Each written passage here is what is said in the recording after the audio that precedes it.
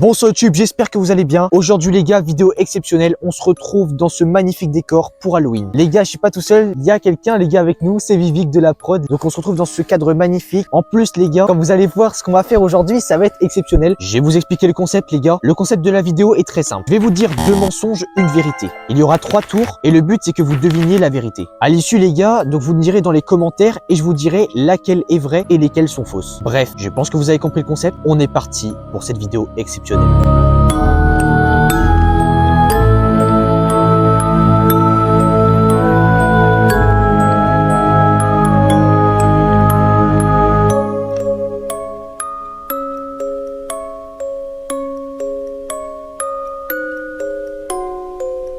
Pour cette première histoire, on va directement chez moi. On est en 2018, quand j'avais, je pense, 10-11 ans. Et là, les gars, faut savoir que j'étais tout seul chez moi, car mes parents et mon frère étaient allés à un marché de Noël. Le truc, c'est que moi, je me retrouve tout seul, donc là, je suis chez moi, tu vois. Sauf qu'à l'époque, j'avais peur, je faisais des cauchemars, j'avais peur de la Dame Blanche, tous ces trucs-là. Je sais pas si vous voyez. Donc là, j'étais tranquille chez moi et tout. Et là, le truc, tu vois, c'était que j'ai adoré, c'était l'époque où je jouais à Clash of Clans. Voilà, les gars, on était chill. Donc là, je jouais à Clash of Clans tranquillement et je regardais des vidéos de Noah. Donc à l'époque, les gars, c'était une dinguerie. Noah, c'était l'époque, c'était trop bien. Donc là, je regardais du Noah. Donc on était le soir, assez tard, et je stressais un peu. J'étais pas super bien, mais ça allait. Jusqu'à un moment où j'ai commencé à entendre des grattements en haut.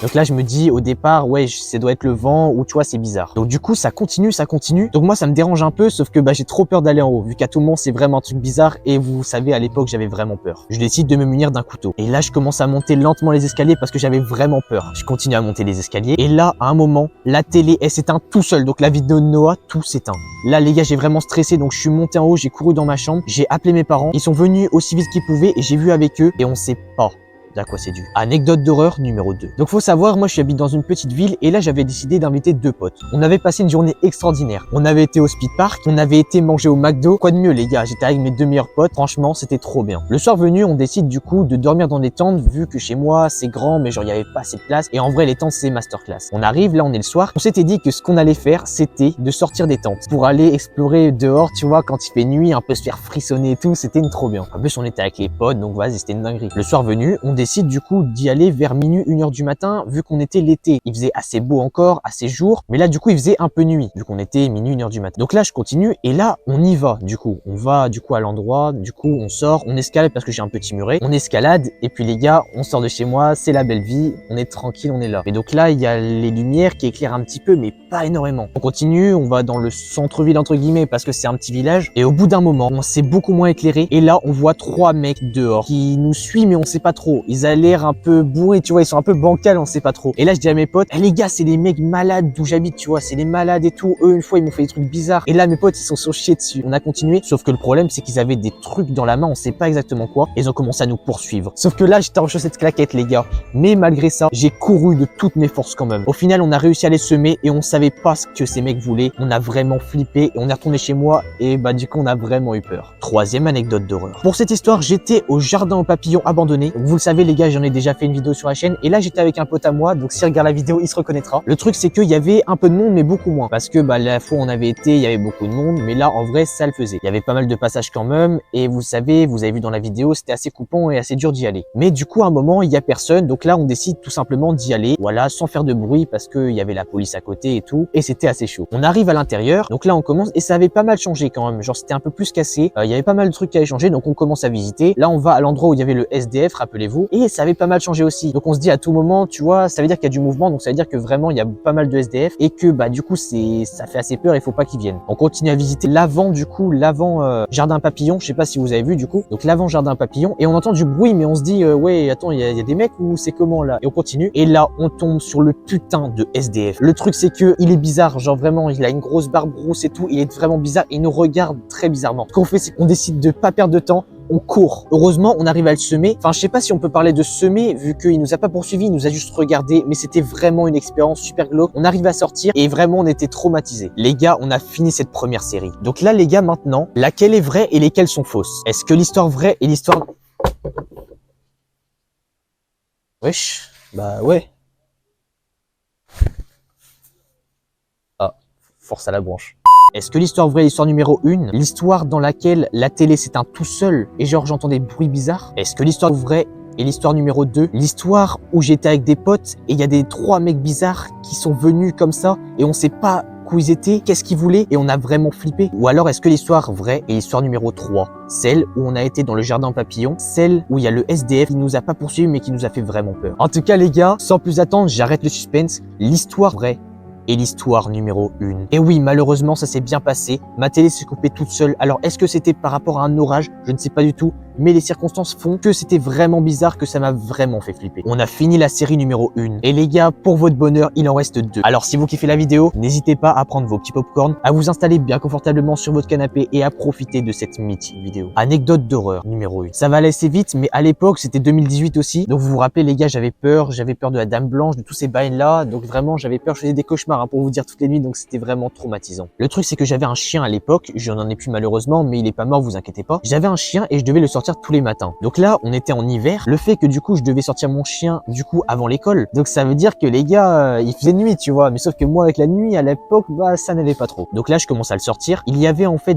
2 moments dans le chemin. Un chemin qui était un peu lumineux, enfin il y avait de la lumière, et un autre chemin un peu plus sombre. Bref, j'entame le premier chemin. Premier chemin, tu vois, ça va tranquille. En vrai, limite, j'aimais bien. Deuxième chemin, un peu moins. Et là, ça va se passer très vite. J'ai vu quoi? J'ai vu carrément une ombre blanche, on pourrait dire un fantôme, traverser le jardin de ma voisine. Quand j'ai vu ça, j'étais tétanisé. Je me suis dit, ouais, bah ça va être mon esprit qui me joue des tours. Sauf que non, mon chien était en train d'aboyer, mais genre super fort, en direction du spectre ou de la chose. Je me suis pas posé 10 000 questions, les gars. J'ai couru, j'ai tracé, et plus jamais je suis allé sortir mon chien parce que c'était vraiment traumatisant. Passons à l'anecdote d'horreur numéro 2. Donc les gars, là franchement, cette histoire, donc vous savez, moi je suis très sportif, j'adore courir, j'adore faire de la muscu, bref, je suis très sportif. Du coup, j'étais en train de courir, donc c'était un samedi matin. Donc là, il faut se dire, les gars, faut se remettre dans le contexte. J'avais une frontale, j'avais ma musique parce que j'adore écouter du rap. D'ailleurs, n'hésitez pas les gars à me dire dans les commentaires, c'est quoi votre type de musique. Donc là, j'étais tranquille, tu vois, j'étais bien, il faisait nuit. J'entame et là, il y a un champ de maïs, donc avant la forêt. Donc là, je continue, j'entends ma musique, sauf que là, j'entends un hurlement.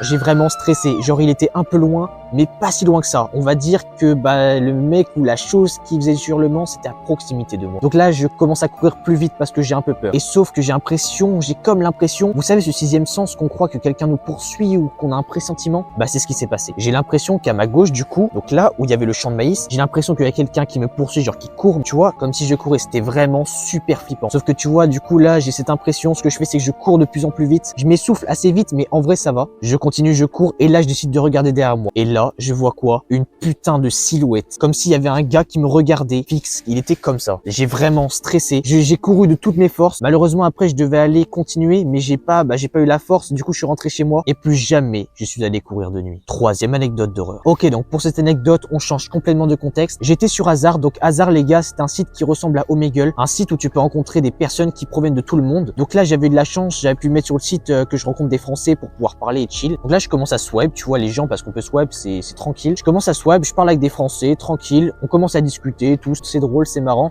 Donc quand t'as du temps à tuer, franchement, c'est le top. Jusqu'à un moment, je tombe sur un mec avec un masque de cochon. Au départ, les gars, vous savez, genre, je rigole, je dis, hey, salut, Mister Cochon, tu vois, je rigole de fou. Et plus la discussion avance, enfin, la discussion, du coup, il y avait que moi qui parlais, il parlait pas, il était comme ça.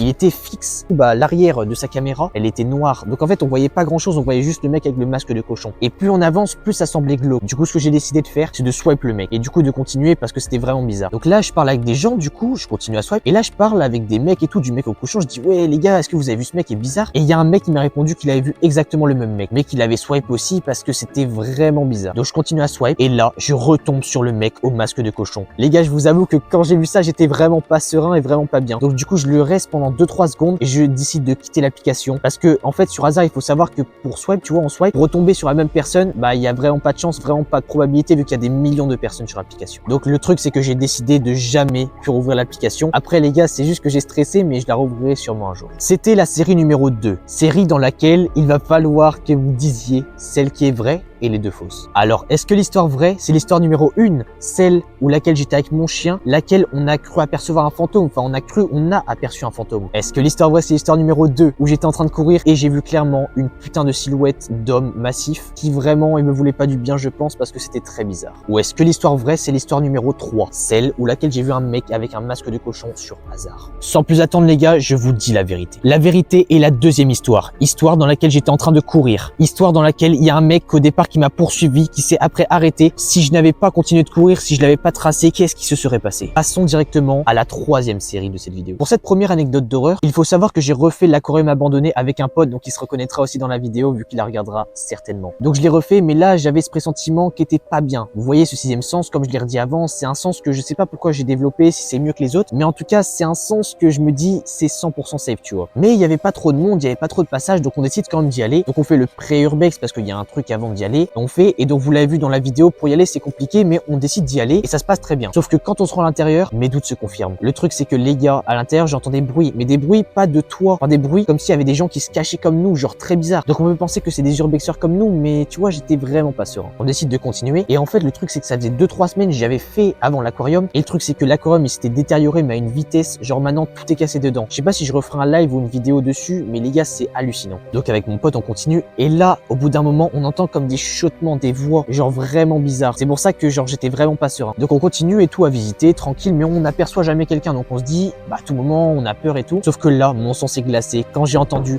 toc toc toc, mais genre super fort sur une porte en tôle. Oui, vu qu'avant il y a du béton, genre la porte est murée, sauf que de l'autre côté il y a des portes faites en tôle. Et là quand on a eu ça, on n'a pas cherché à comprendre, on s'est chié dessus et on a décidé de courir, de partir de cet endroit au plus vite. Le problème les gars, c'est que dans ce genre d'endroit, vous l'avez vu, comment on peut rentrer, enfin comment on peut sortir justement. On a dû passer au moins 40 secondes à essayer de s'extirper de cet endroit. On a réussi et quand on a réussi, on a taillé mais vraiment super vite. Donc malheureusement on s'est blessé, genre moi de mon côté je me suis blessé, mon pote s'est pas trop blessé, mais j'avais un peu de sang. Mais le truc c'est que heureusement qu'on est sorti. On a été voir nos potes parce qu'après on avait des potes qui nous attendaient à l'extérieur parce qu'ils voulaient pas trop y aller, ils avaient peur un peu. Et quand on leur a demandé, eh, les gars vous avez fait une blague, vous nous avez fait une blague et tout, ils ont répondu non. Ils ont répondu heureusement que vous êtes sortis. On a essayé de vous appeler et oui j'avais sur mon tel, j'avais les trucs comme quoi ils m'avaient appelé, j'avais les notifications. Ils nous avaient appelé et nous ont dit il y a des mecs genre d'une quarantaine d'années qui sont rentrés dans l'urbex avec des objets tranchants. Cette histoire les gars, elle fait vraiment flipper. Vraiment genre je pense que c'est l'histoire la plus traumatisante de ma vie. Là les gars cette histoire elle se passe pendant mon stage, donc j'étais dans une grande entreprise, donc c'était un stage de 5 semaines, donc c'était assez long. Et pour vous remettre dans le contexte les gars, donc là on était vendredi, le personnel est quitté vers 16h30 et moi j'avais stage jusqu'à 17h30. Le truc c'est qu'il faisait très mauvais, vraiment le temps il pleuvait à l'extérieur, genre c'était vraiment, vous savez, le temps dans les films d'horreur, il pleuvait des cordes, il faisait super gris, c'était vraiment assez étrange. Et là tu vois je profitais, je veux aller avec mon téléphone parce que c'était assez long. Le truc c'est que je dis à mon maître de stage, est-ce que je peux aller aux toilettes s'il vous plaît? Donc là les gars, le truc c'est que dans les couloirs c'est un peu sombre, mais ça il y a la lumière et c'est vraiment assez étrange. Tu vois il y a l'atmosphère qui est assez bizarre. Donc là je m'avance, premier couloir, tourne à l'intersection et là il y a une machine à café, donc tranquille je passe devant et là la machine à café elle se met en route et il y a du café qui commence à couler. En fait c'est des grosses machines d'entreprise, donc il y a d'abord une grille pour éviter que le café coule. Donc le truc c'est que bah ça arrête, sauf que mec ça continue de couler et du coup ça dégouline. Donc là les gars j'ai stressé parce que je me dis le maître de stage il va croire que j'ai fait une connerie et tout alors que j'ai rien fait. Et surtout que pourquoi s'allumer toute seule vu que c'était, vous savez, les grosses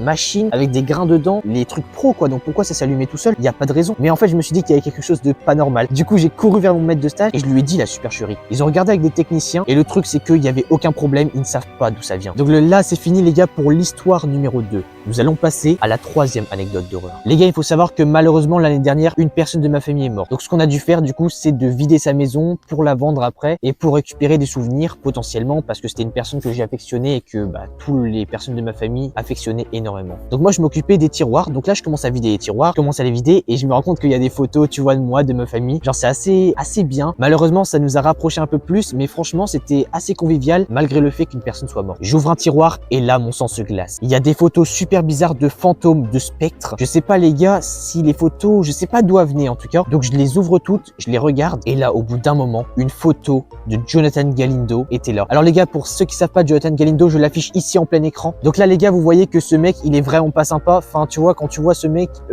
voilà, t'as pas envie de le croiser. Mais le problème c'est que sur la carte, il y avait aussi un symbole satanique, une croix satanique pour être plus précis, avec comme si du sang ou une matière bizarre. Donc je sais pas ce que vous en pensez. Moi en tout cas, j'en ai parlé à mes parents, à ma famille, à tout le monde, à mon tata, à mes tontons, et ils savaient pas d'où ça provenait quoi. La personne de ma famille qui est décédée, elle était pas satanique, genre c'est très bizarre. Et du coup, bah on a continué à faire des recherches, mais on n'a rien trouvé. Donc ce secret les gars, ça restera jusqu'à nos tombes malheureusement. Pour cette troisième série, n'hésitez pas à me dire ce que vous en pensez dans les commentaires. Est-ce que l'histoire vraie, il s'agit de l'histoire numéro 1 où j'étais avec un pote dans la colonne de van et il y a des malades, il y a un malade, on sait pas c'était qui, on sait pas c'était quoi. fois, qui a toqué super fort et qui a voulu nous faire super peur. Est-ce qu'il s'agit de l'histoire numéro 2, histoire dans laquelle j'étais en stage dans une grande entreprise, histoire dans laquelle la machine à café s'est allumée toute seule, s'est mise en route toute seule alors qu'il n'y avait pas lieu d'être? Est-ce qu'il s'agit de la troisième histoire, histoire où malheureusement quelqu'un de ma famille est décédé, l'histoire où sur une image il y avait Jonathan Galindo avec une espèce de symbole satanique, une croix satanique très bizarre. Sans plus attendre les gars, pour cette troisième série, l'histoire véridique et l'histoire numéro 1. Histoire dans laquelle j'étais avec un pote et il y a quelque chose de très bizarre qui est venu toquer et qui nous a fait vraiment super peur. Imaginons les gars, on avait resté dans le truc. Imaginons la chose où le personnage avait réussi à nous choper. Ça aurait rendu vraiment quelque chose de très bizarre et Dieu sait ce qui se serait passé. Les gars, c'est déjà la fin de cette vidéo. J'espère que vous aurez kiffé. Moi, en tout cas, j'ai kiffé. C'était une grosse dinguerie. En plus, les gars, vous avez vu ce panorama de fou. Vraiment, c'est une grosse dinguerie. Là, on fait ça sur le coucher de soleil. Donc, si vous avez kiffé la vidéo, les gars, n'hésitez pas à liker, à vous abonner, à activer la cloche de notification. Ça m'a pris énormément de temps et ça me ferait super plaisir. En tout cas, merci à mon caméraman d'être venu, frérot. Ça soutient énormément. Et puis, en vrai, on a passé un trop bon moment. Je vous souhaite un très bon Halloween, les gars. C'était Dewar. Salut les potes.